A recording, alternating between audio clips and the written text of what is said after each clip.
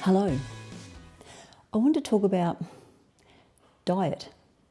It's a very small word, but it has a huge dilemma attached to it. And a diet is simply the food that humans or animals or a community habitually eats. And it's habitually because it's usual or repeated. It doesn't mean that it's actually necessary. The diet is necessary for them or fulfilling nutritionally or biologically appropriate for that species.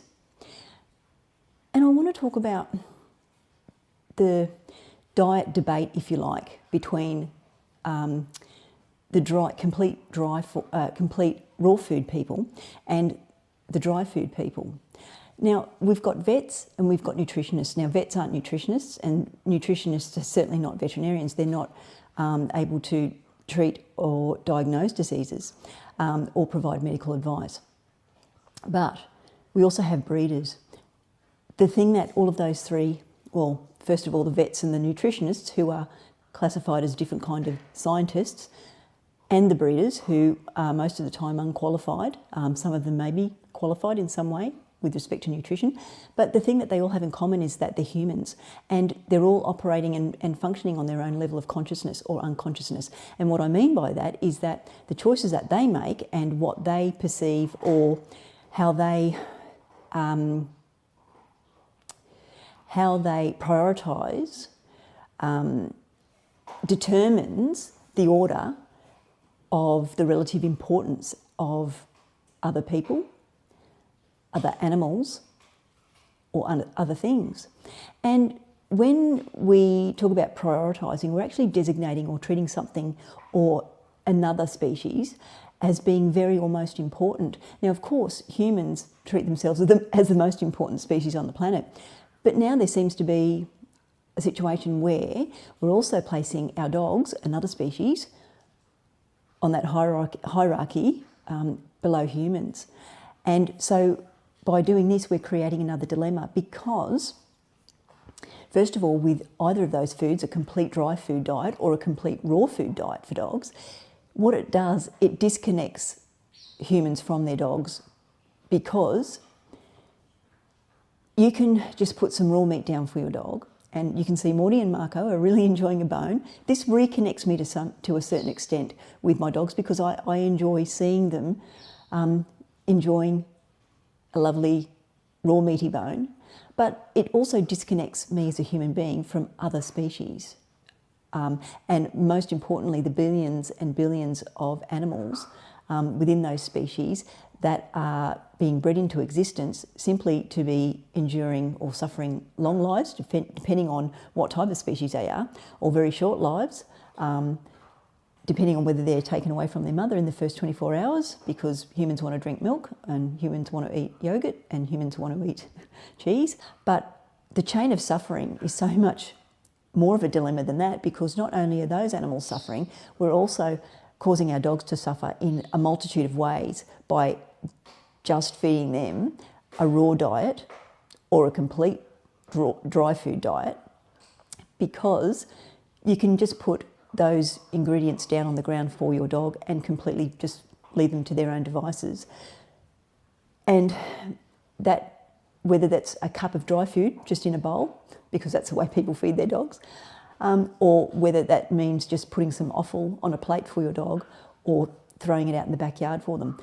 That short period of time that your dog is eating is not going to satisfy their full repertoire of behaviour needs.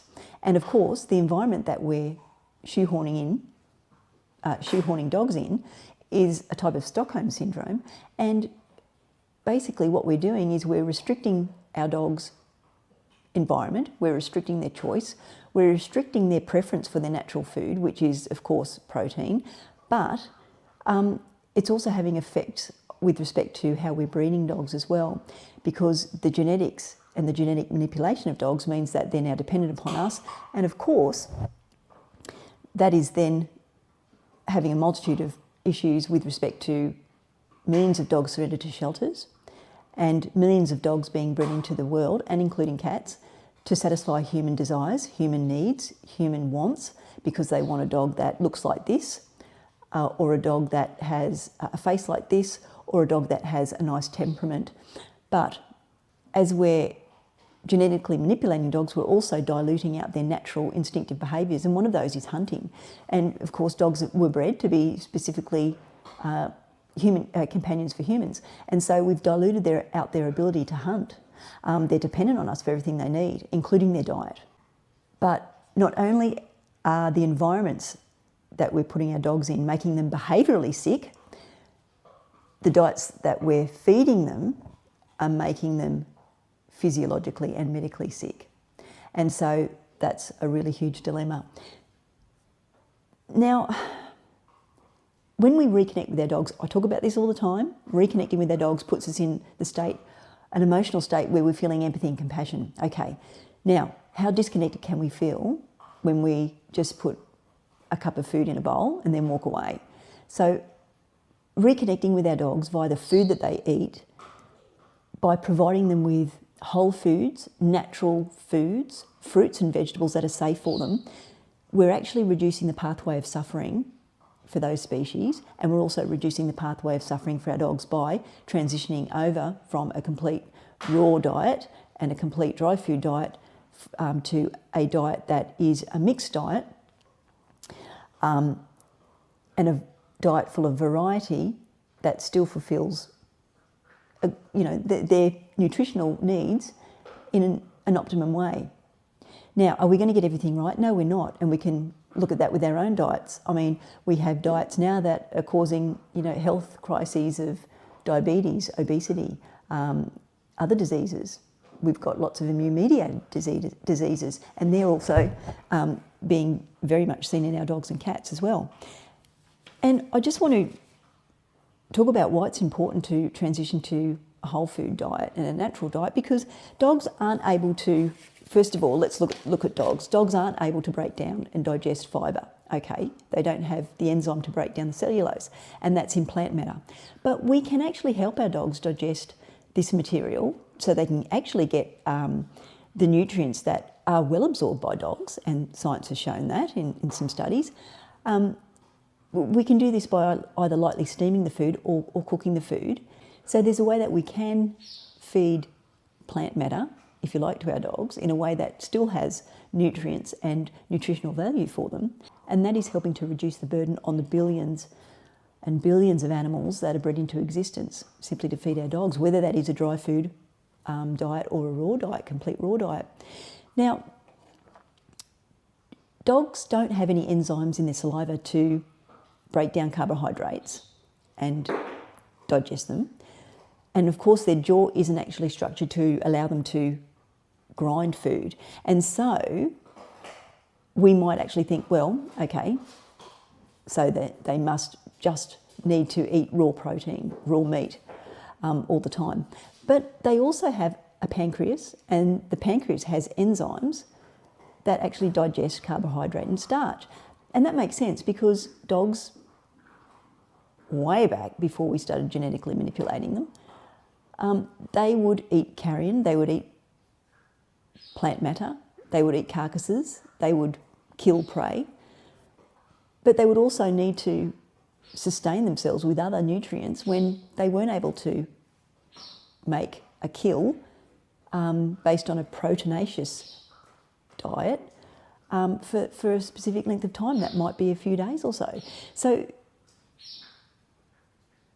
we can feed our dogs good carbohydrates that are providing them with the fibre and the nutrients and the vitamins and minerals that they also need. But we can't do that with processed, starchy diets that are in dry food, and we can't provide them with a diet that satisfies their behavioural needs as well, with respect to allowing them to forage and search for their food and hunt their food out, if you like, whether that might be food puzzle toys, like putting treats into food puzzle toys and things like that.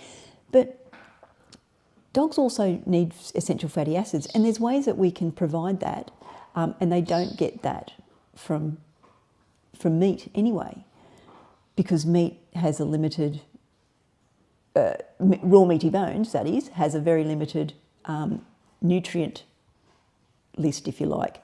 And so that's where offal, well, things like spleen, heart, pancreas, liver, those sorts of organs are then fed to dogs as nutrients to provide what the raw meaty bones don't provide.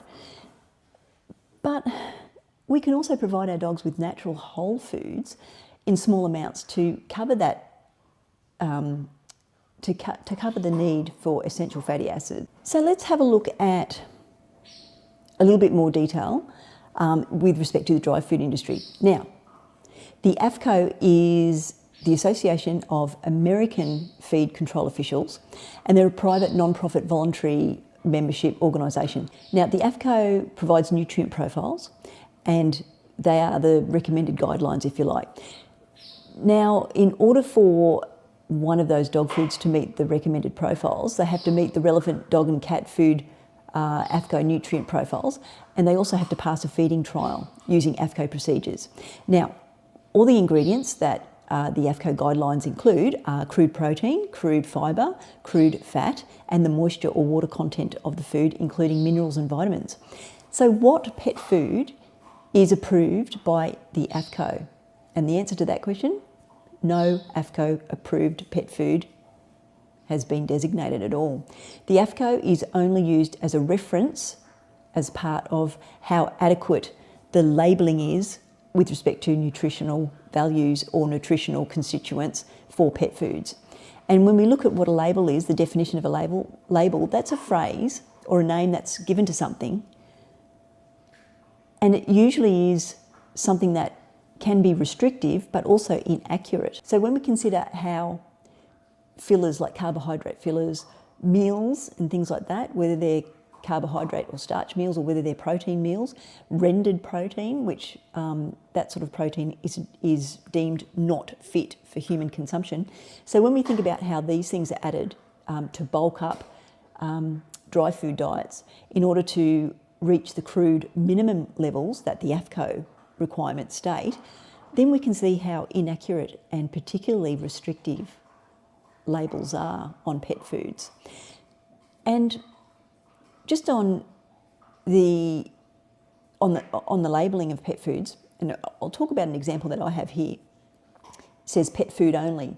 So that's an alarm bell right there. It's not fit for human consumption. So what is going into these pet foods that means that we would not be able to eat them if they are indeed made of superfoods, whole foods, or they're packed with nutrients and they're a complete diet.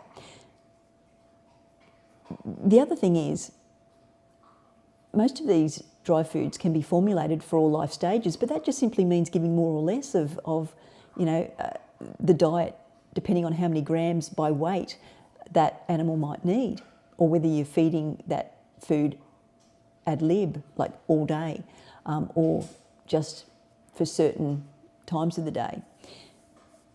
And of course, complete diets say that no supplements are necessary. So then we have to ask ourselves, with the dry food diets, why are so many dogs and cats suffering so horrifically with all of these medical conditions? Renal disease, diabetes, allergies, gastrointestinal difficulties, inflammatory bowel disease, and a lot of these things, veterinarians say they don't know what the cause is, but that still doesn't let complete raw food off by any means, whether that's grass-fed or not, because grass-fed may mean, of course, that the diet that the animal is eating is then a lot healthier, and of course that meat is going to be healthier. But it still begs the question: why are we sacrificing billions of animals, breeding them into existence, and allowing them a short or long lifetime of suffering, just so we feed two species, dogs and cats, and of course humans? And once again, I just want to remind that the genetic manipulation of dogs means that we've diluted down their natural behaviours. Our dogs don't know how to hunt. And the remnants of this behaviour is so very clear when we see our dogs bring a stuffed toy to us. Or you might have, example for Morty, he's always walking around with a stuffed toy in his mouth. He hunts out lizards and insects and things like that. That may be because he's actually trying to correct a deficiency that he feels he needs to correct by eating or chasing down those types of wildlife. And so when we think about the genetic manipulation, we're just breeding dogs to be companion dogs. I mean, that's such a grotesque dislocation from what a dog is as a true species in their own right. So we can see another dilemma, the breeding crisis, which leads to the shelter crisis. And I'm just talking about dog breeders in general, and I don't think we should actually differentiate between breeders, whether they say they're professional or full-time breeders, or whether they're accidental breeders that aren't getting their dogs desexed and are contributing to poor genetics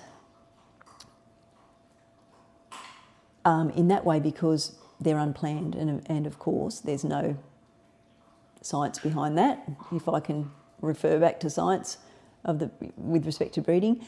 But once again, we have a crisis of breeding, and in Queensland back in 2017 there were over 16,500 registered breeders in Queensland alone. So the cycle continues. The environment affects our behaviour, and that was happening way before diets did. The genetic manipulation affects behaviour, and that was happening way before the environment and the diet did. And the human contribution, which is so significant, affects our dog's behaviour, and that was happening even before the diet,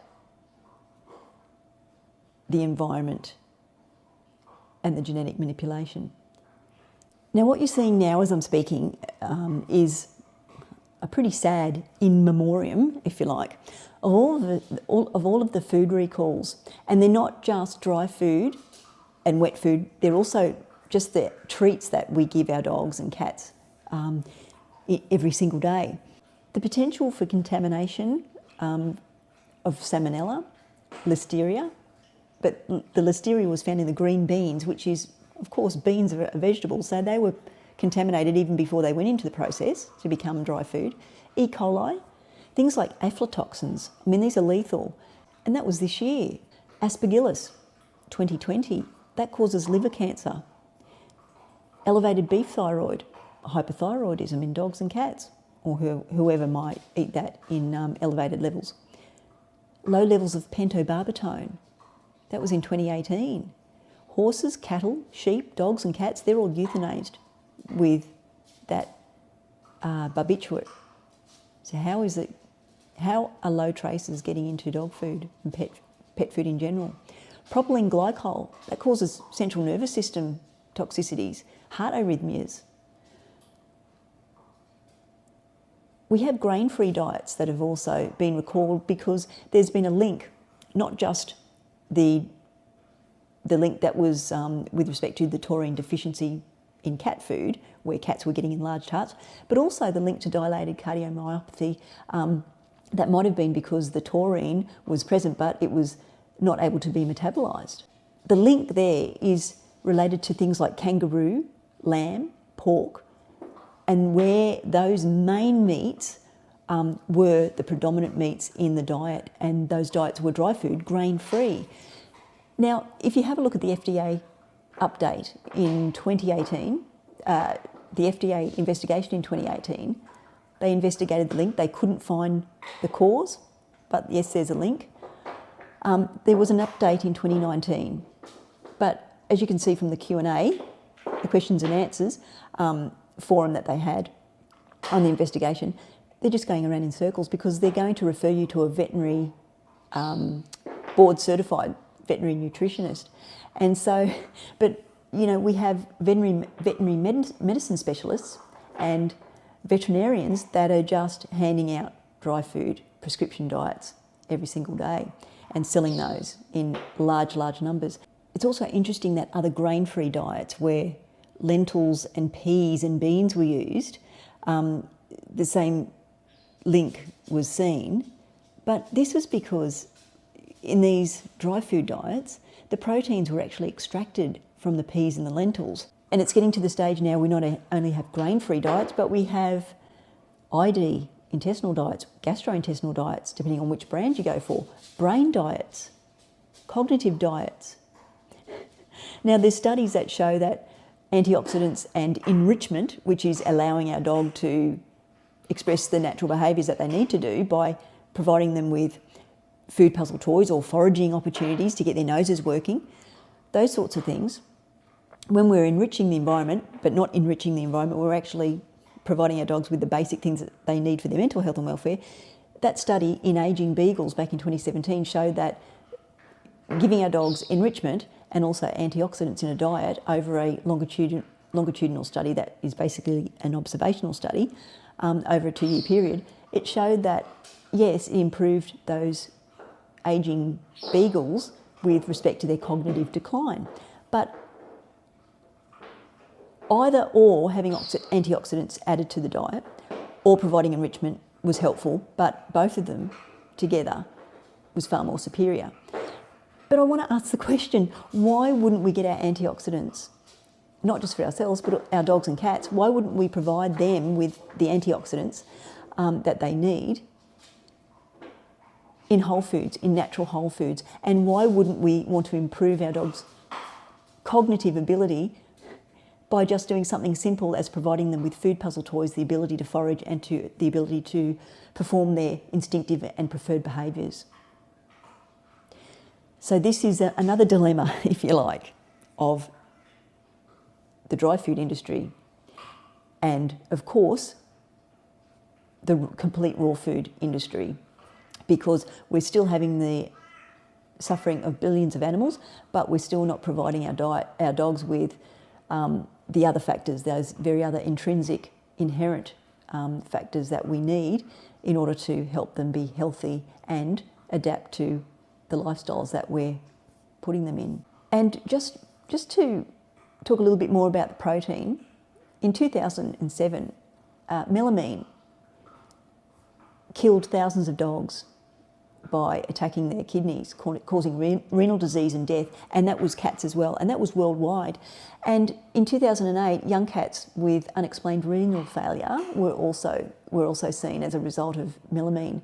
Melamine is in wet food, and it's mixed with wheat gluten to make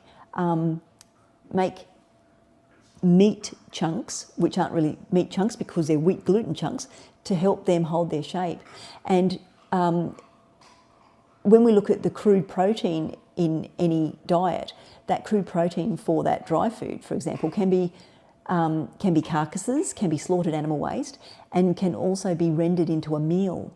And the meal, in the name itself, absolutely indicates that they're not fit for people to eat. And because protein is the most expensive ingredient in any food, then by using cheap fillers, and in this case, melamine was a very deadly cheap filler, to bulk up the crude protein content, we can see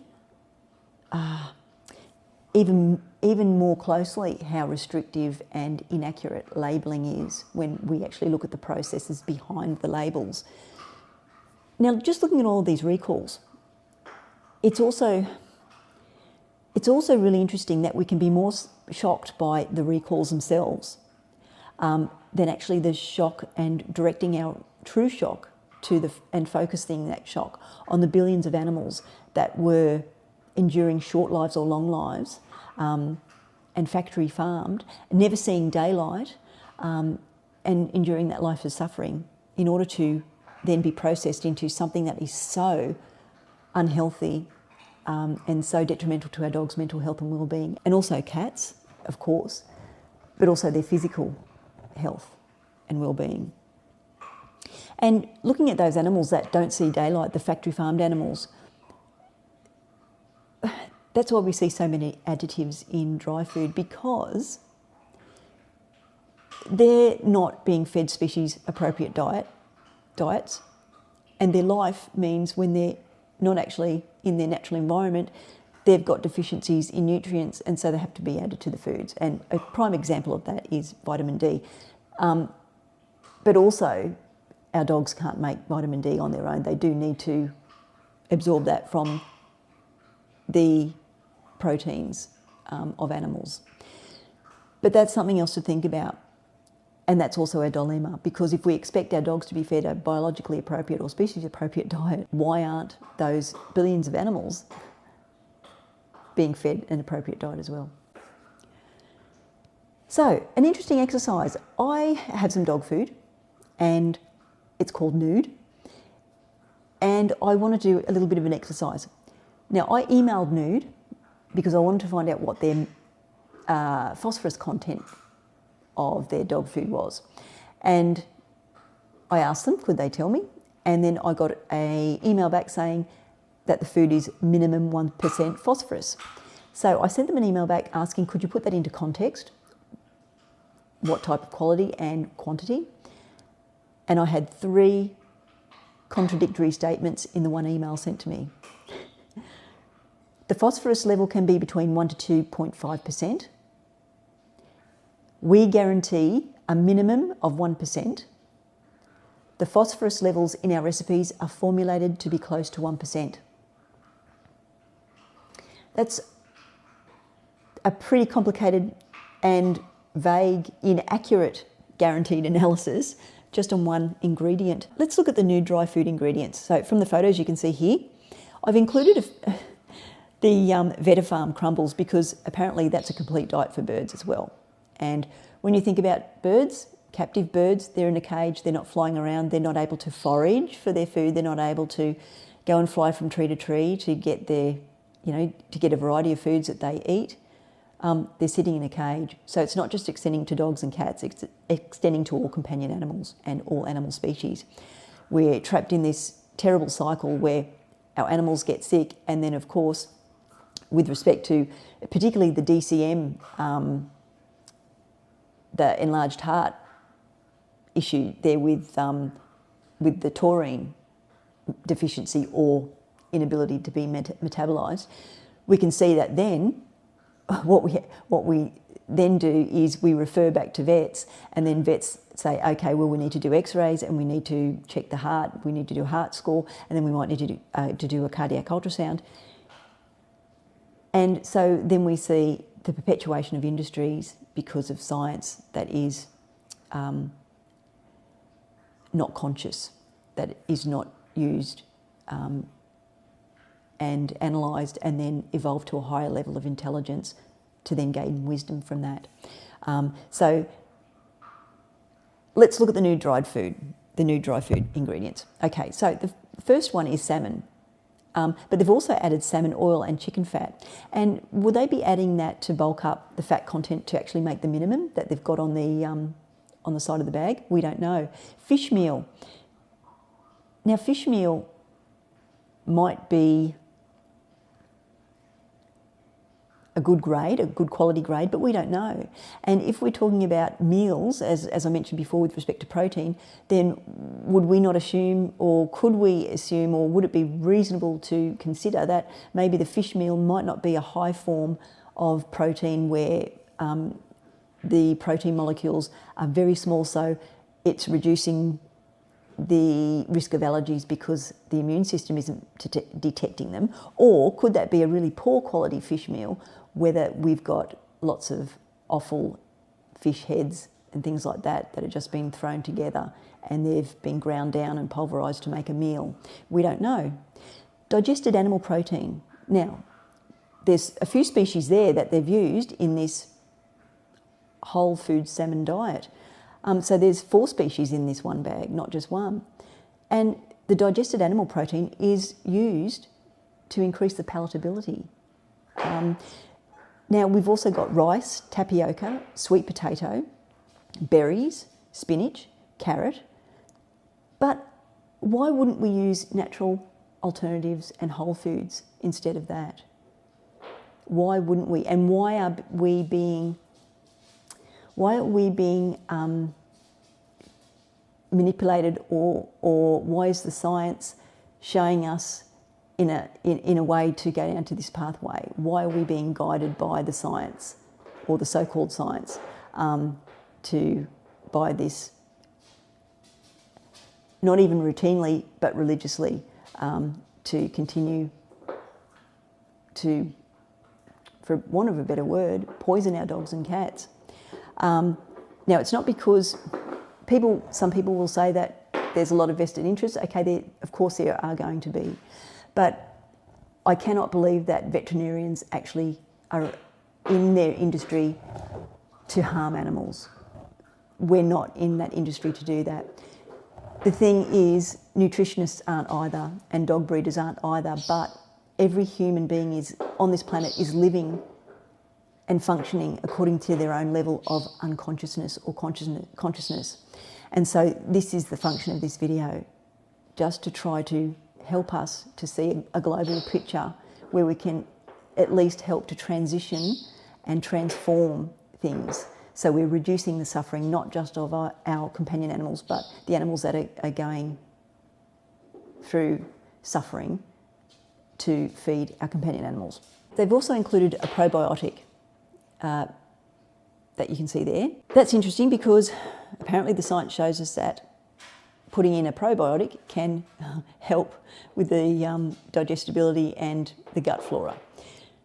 But once again, that's not a strain of bacteria that is found naturally in the gut of the dog. That is actually found in the human gut.